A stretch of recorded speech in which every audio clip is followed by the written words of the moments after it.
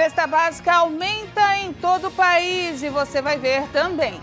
Nova diretriz sobre a teleperícia é aprovada no INSS. Preço do feijão dispara e coloca a cesta básica novamente com o maior patamar do ano. Pequeno Príncipe ganha nova roupagem para comemorar os seus 80 anos. Essas e outras notícias você acompanha a partir de agora aqui no Informe Região.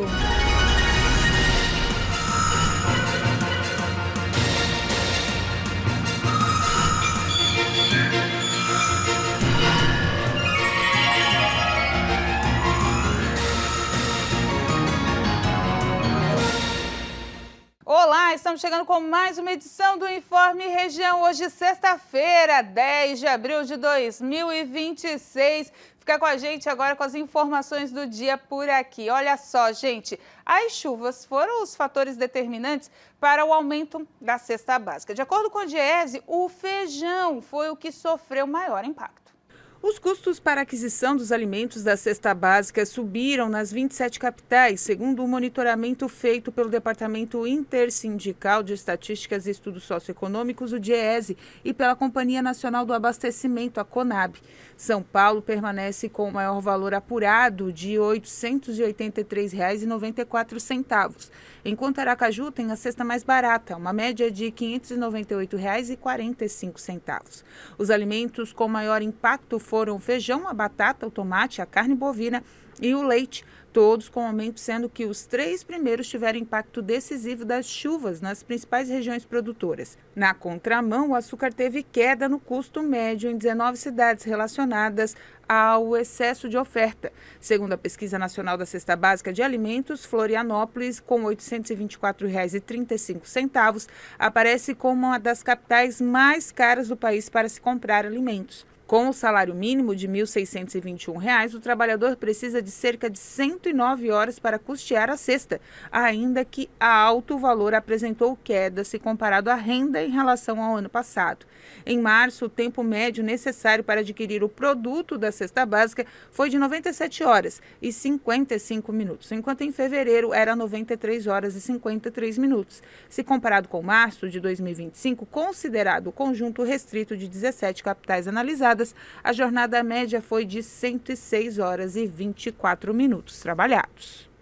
Tem que pesquisar, né? Olha só, a Prefeitura de Criciúma ampliou as áreas de espera para motociclistas nos semáforos do município. 5 novos locais receberam os trabalhos de sinalização nessa última quarta-feira e já podem ser utilizados. As novas áreas estão nos cruzamentos da Avenida Centenário com as ruas Conselheiro Henrique Dalsaço, a Giacomo Sônego, a Gonçalves Ledo e em semáforos próximo ao Terminal da Próspera, sentido o cruzamento da Avenida Santos Dumont com a Rua Joaquim Nabuco, no bairro São Luís. A ampliação das áreas foi iniciada de forma experimental lá em fevereiro, no cruzamento da Avenida Centenário com a Rua Major Acácio Moreira. No centro, né? A pintura das novas áreas de espera começou ainda na madrugada da quarta-feira e já está ali à espera dos motociclistas. Já, inclusive, fizeram uso desse espaço na etapa inicial e já estão recebendo orientações e dando ali as suas avaliações. Presta atenção no trânsito. Olha só, gente, a teleperícia foi homologada pelo INSS para chegar em locais remotos, onde não existem peritos médicos do Instituto. E essa será uma ferramenta muito utilizada a fim de agilizar os pedidos de assegurados.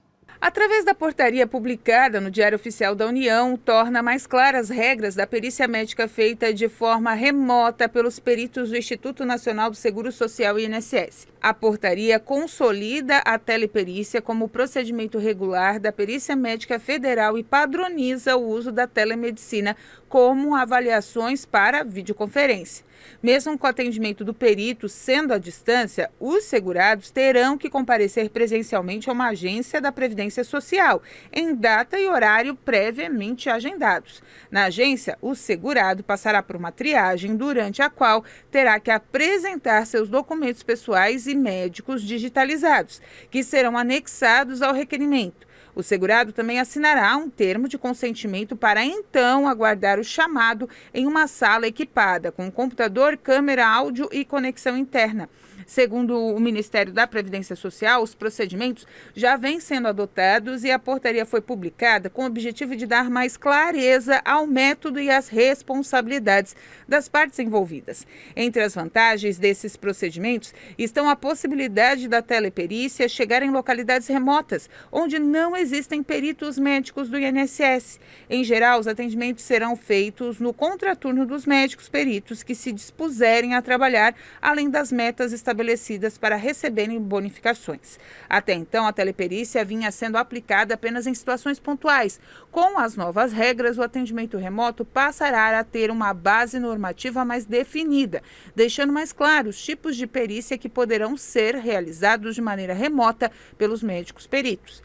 A portaria também detalha como os atendimentos deverão ser feitos nas agências, bem como as atribuições de gestores, peritos e das unidades administrativas envolvidas no processo.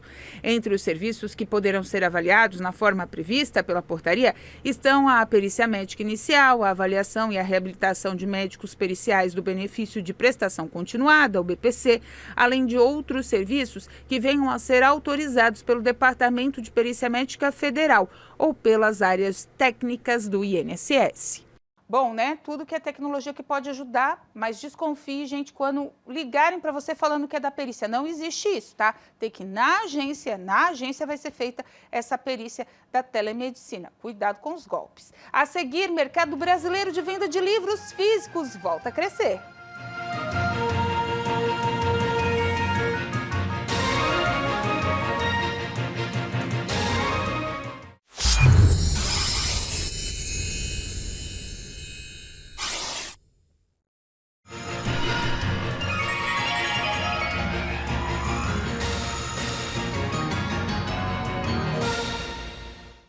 De volta com o nosso Informe Região. Olha só, gente, você sabe a diferença entre solidão e solitude? Pois é, agora na reportagem a gente vai entender a diferença entre esses sentimentos e a importância de sentir alegria na própria companhia.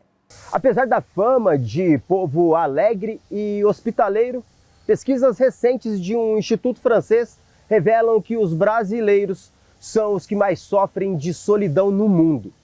Entre os entrevistados, metade responderam que já passaram por essa situação ao menos uma vez na vida. Mas como lidar positivamente com esse sentimento? Ficar sozinho pode ser saudável? Este psicólogo é quem nos ajuda a entender melhor este cenário atual e como são os estados comportamentais da nossa mente. Existem 4 pilares que tratam muito bem que a gente sofre hoje, né, que seria a ansiedade, depressão e o próprio estresse, né? Entre eles é cuidar do seu sono, cuidar da sua alimentação, fazer atividade física, que é essencial, muito bom para o corpo, mas é melhor ainda para a mente, e ter um hobby, alguma coisa que você gosta de fazer. Você fazendo essas 4 válvulas de escape, você já se livra muito bem da ansiedade e da depressão, e sua saúde mental vai melhorar muito bem.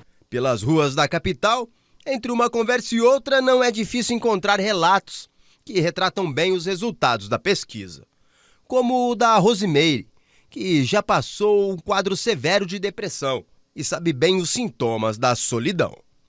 Quando você se sente sozinha, você sente o mundo fechando e te abandonando. O Marcelo também é outro, que já se viu no isolamento. Tem que se isolar, só queria ficar em casa, só queria ficar deitado. Nas fases ruins da vida, a gente fica assim, né? Mas e o lado positivo de estar sozinho? Conforme o profissional, este estado é chamado de solitude. Já ouviu falar? Não. Solitude significa o quê? A solitude é a capacidade que a pessoa tem de conseguir ficar longe da presença do outro de maneira tranquila, de maneira saudável. Comportamento que também não é difícil de encontrar por aí. Cuida da saúde mental do senhor?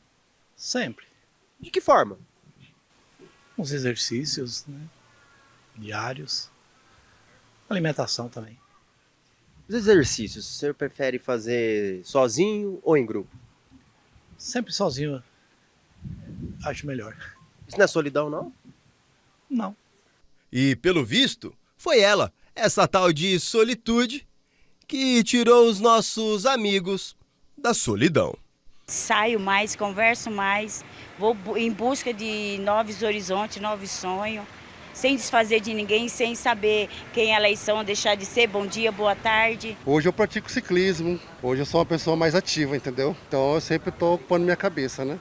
Importante saber a diferença dos sentimentos. Olha só, a campanha de vacinação contra a gripe segue imunizando os catarinenses até o próximo dia 30 de maio, como foi o início lá no dia 24 de março. Mais de 510 mil doses da vacina já foram distribuídas aos municípios, segundo a Secretaria de Saúde do Estado. A Secretaria ainda informou que até a última segunda-feira, 271.594 doses já tinham sido aplicadas. O dia D de vacinação contra a gripe foi realizado no dia 28, com ações específicas em postos de saúde abertos no sábado para ampliar essa cobertura vacinal. Atualmente, a vacina ocorre somente para grupos prioritários, que em Santa Catarina corresponde a 3.200.000 pessoas. Já se vacinou? Então vai se vacinar se você está no grupo prioritário. Os brasileiros estão lendo mais no último ano. A comparação de anos aí mostrou que eles compraram mais de 60 milhões de livros, gerando uma receita de mais de 3 bilhões de reais só para o setor literário.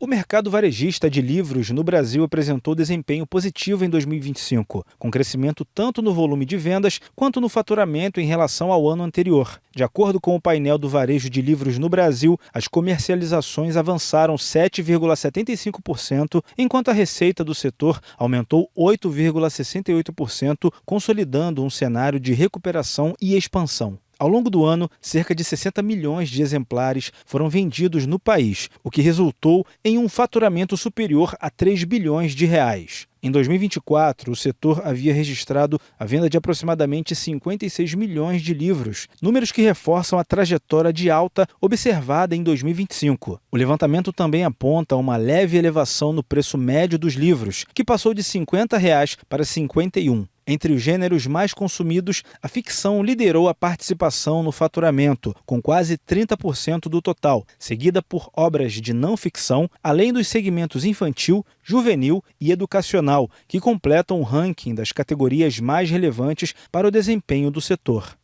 Pois é, ler é super importante. Olha só, a seguir, vamos falar de leitura, os 80 anos do maior clássico da literatura, O Pequeno Príncipe.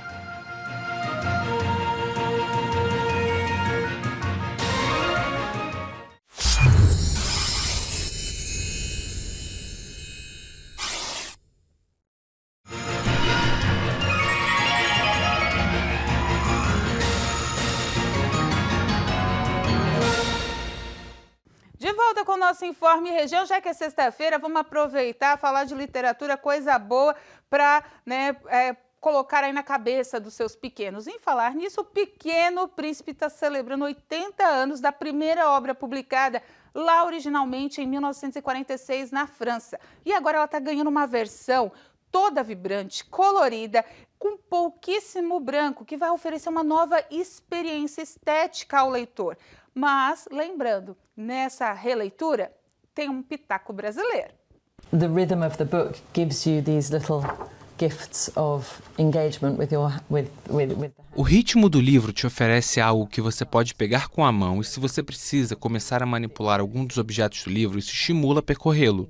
E assim, acho que é quase como um elemento de jogo. O livro pode se tornar um jogo ou uma interação que vai além do que é simplesmente uma série de palavras em algumas páginas.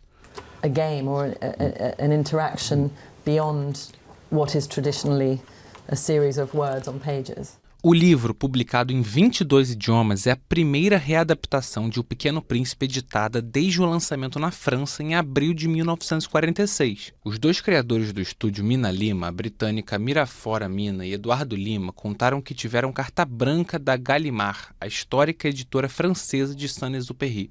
Para Mina, ler O Pequeno Príncipe é mais necessário do que nunca. There's a lot of darkness in the world, and I think the story is... Há muita escuridão no mundo e acredito que a própria história não apenas traz luz, mas também um lembrete de como pensar, um lembrete de como adotar uma perspectiva diferente sobre coisas que consideramos imutáveis, sobretudo com a intervenção dos seres humanos e do homem.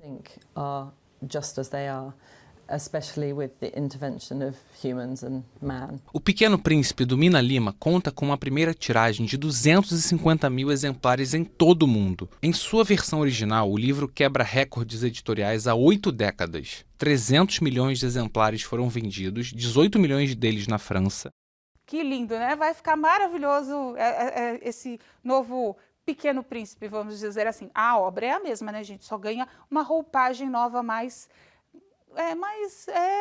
moderna, vamos dizer assim. Antes de encerrar, lembrando, hoje tem jogo do Criciúma, então o pessoal ali que vai para o comerciário, cuidado ali nas imediações, 8h30 da noite, Série B do Campeonato Brasileiro, biometria facial tá tendo mutirão desde o começo da semana, então, por favor, né, gente, sem confusão na porta do estádio, vai todo mundo na paz torcer para o Tigrão. Com essa informação, a gente encerra o Informe Região dessa sexta-feira, lembrando para você que essas e outras notícias você acompanha seguindo as nossas redes sociais, @TV Primavera no Instagram, no Facebook e no nosso canal do YouTube. Eu volto nas edições do Boletim Primavera hoje no final de semana e você acompanha agora às 2 da tarde o culto da Igreja Internacional da Graça de Deus, sede Criciúma, e às 4, a Hora da Graça. Fiquem com Deus, façam uma boa sexta, um bom final de semana e a gente se vê. Tchau!